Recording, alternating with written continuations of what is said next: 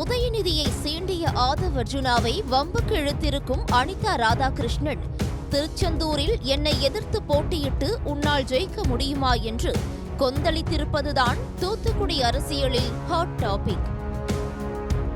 20 years ஃபீல்ட்ல இருக்காங்க. Experience faculty, free uniform, notebooks, hostel, படிக்கும்போது பார்ட் டைம் ஜாப் வேற. அன்னமால்னாலே மன திருப்தி தான். அட்மிஷன்ஸ் நடைபெறுகிறது. இது குறித்து தூத்துக்குடி மாவட்ட திமுகவினரிடம் பேசினோம்.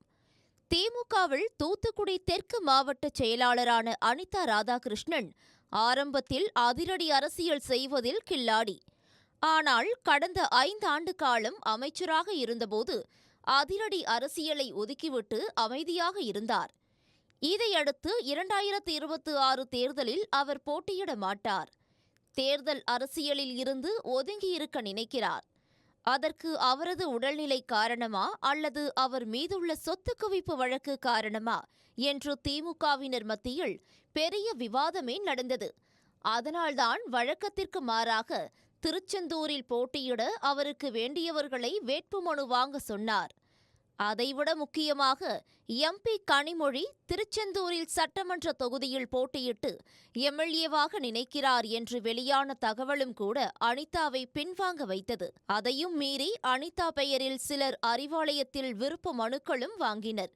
இதையடுத்து அனிதாவை தொடர்பு கொண்ட அறிவாலய புள்ளிகள் சிலர், திருச்செந்தூர் தொகுதியில் நீங்கள்தான் போட்டியிடுகிறீர்கள், தலைவர் அதைத்தான் விரும்புகிறார், உடனே வேட்புமனு வாங்குங்கள் என்று கட்டளையிட்டனர்.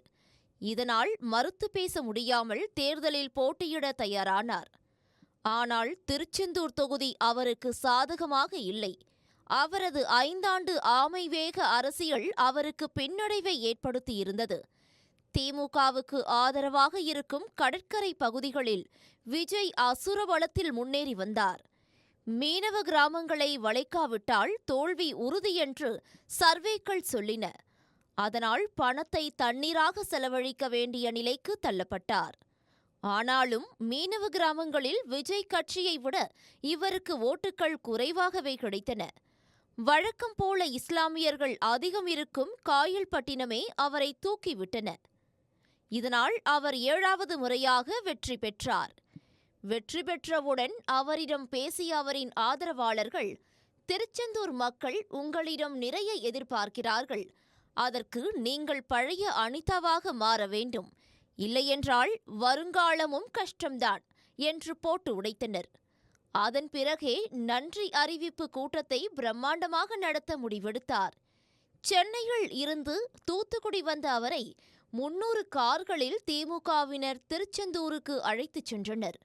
உடன்குடியிலும் திருச்செந்தூரிலும் அடுத்தடுத்த பொதுக்கூட்டங்கள் போட்டு பேசினர். கட்சி தொண்டர்களுக்கு தடபுடல் விருந்தும் நடத்தினார். அங்கு பொதுக்கூட்டத்தில் பேசியவர் தவிக அமைச்சர் ஆதவ் அர்ஜுனாவை வம்பிழுத்தார்.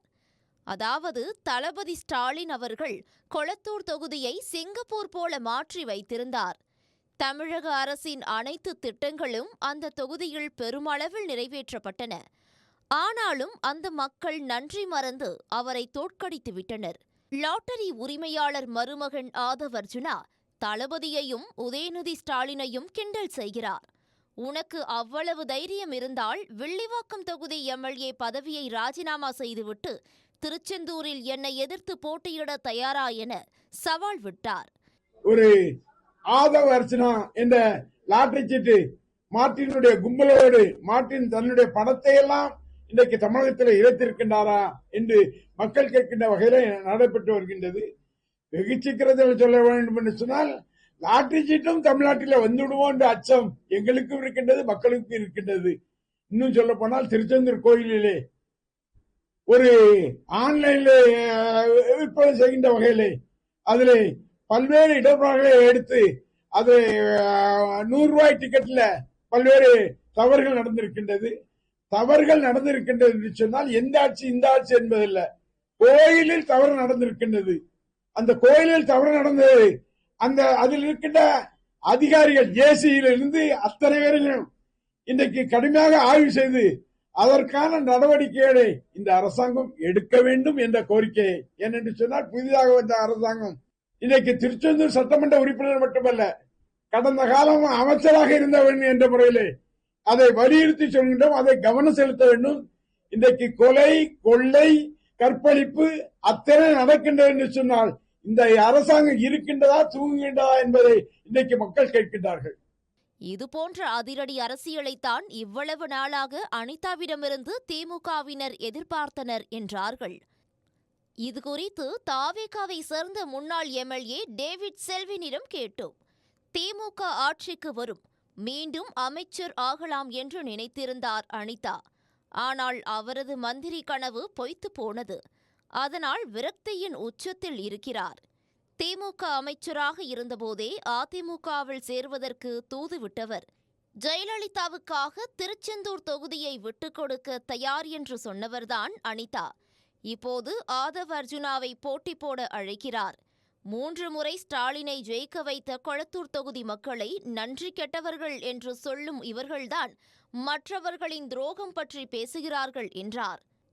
தாவேகாவை போல காங்கிரசும் அனிதாவுக்கு எதிராக கச்சை கட்டுகிறார்கள். காங்கிரஸ் கட்சி துரோகம் செய்துவிட்டது என பேசும் அனிதா மீது நாங்கள் கருப்பு மை அடிப்போம் என்கிறார் தூத்துக்குடி வடக்கு மாவட்ட காங்கிரஸ் தலைவர் பெருமாள் சாமி. அவர் நம்மிடம் தாவேகாவிற்கு ஆதரவளிக்கும் 5 காங்கிரஸ் எம்எல்ஏக்களையும் அவர் துரோகி என்கிறார். இதுபோன்ற பேச்சுகளால் தான் திமுக ஆட்சியை இழந்திருக்கிறது. எங்கள் தலைவர் ராகுல் காந்தி பற்றி பேசுவதற்கு இங்குள்ள திமுகவினர் யாருக்கும் அருகதை கிடையாது.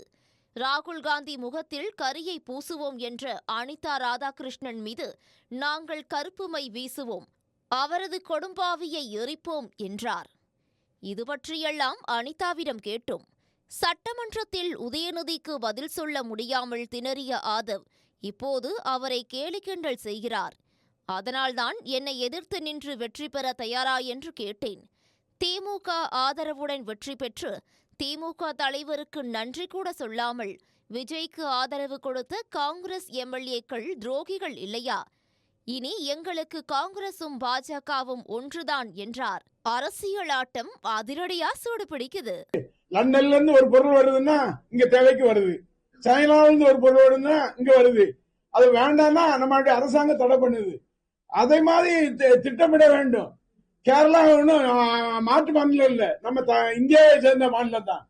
இங்க இருக்கின்ற காய்கறிகள், விளைகின்ற காய்கறிகள் அங்கதான் விற்பனை ஆகுது, அங்கதான் அதிகமா இது பண்றாங்க.